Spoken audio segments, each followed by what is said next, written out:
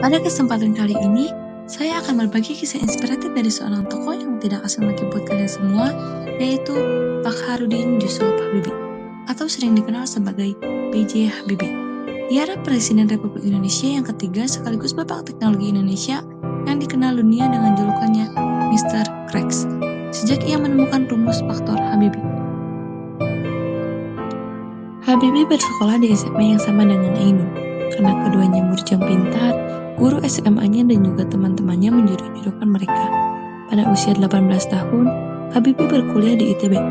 Namun hanya 1 semester saja, sedangkan Ainun mengejar mimpinya menjadi dokter dan berkuliah di Fakultas Kedokteran UI. Pada usia 19 tahun, Habibie berangkat ke Jerman dan berkuliah di teknik di RWTH Aachen, Jerman. These memories will stay with me.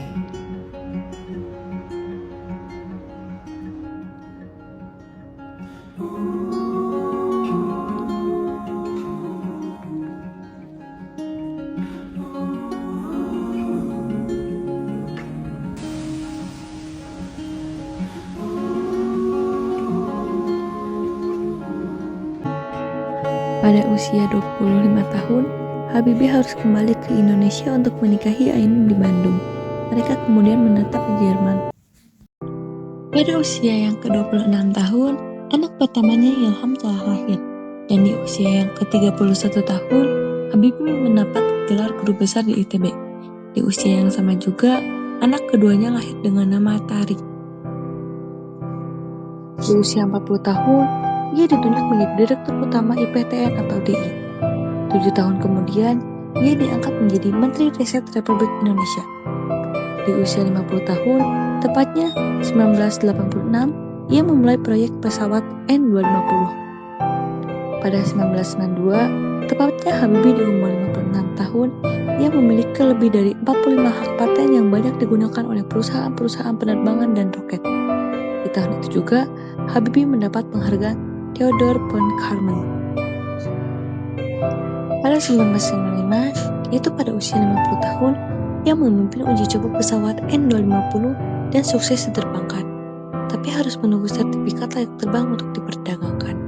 3 tahun kemudian, pada tahun 1998, ia terpaksa menghentikan proyek N250 karena krisis moneter. Di tahun itu pula, ia menjadi Wakil Presiden RI mendampingi Presiden Soeharto.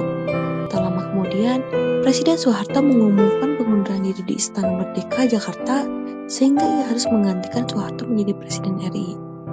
Pada tahun 1999, ia mengesahkan UU Kebebasan Pers dan Otonomi Daerah. Di tahun yang sama pula, Timur lepas dari Indonesia. Akhirnya, Habibie harus turun jabatan Presiden setelah laporan pertanggungjawabannya ditolak oleh MPR. B.J. Habibie merupakan Presiden Indonesia dengan masa jabatan terpendek yaitu 1 tahun 4 bulan. Pada tahun 2010, Ainun meninggal setelah berjuang melawan kanker ovarium stadium 4. B.J. Habibie rutin berziarah ke makam Ainun setiap hari selama 100 hari. Saya di sini setiap minggu 1 kali saya datang, saya lihat semua. Tapi saya kirim ini tidak boleh tidak ada. Ini bunga yang disukai oleh Ainun. B.J. Habibie meninggal di usia 83 tahun, tepatnya tanggal 11 September 2019. Dia dimakamkan di dekat Ainun.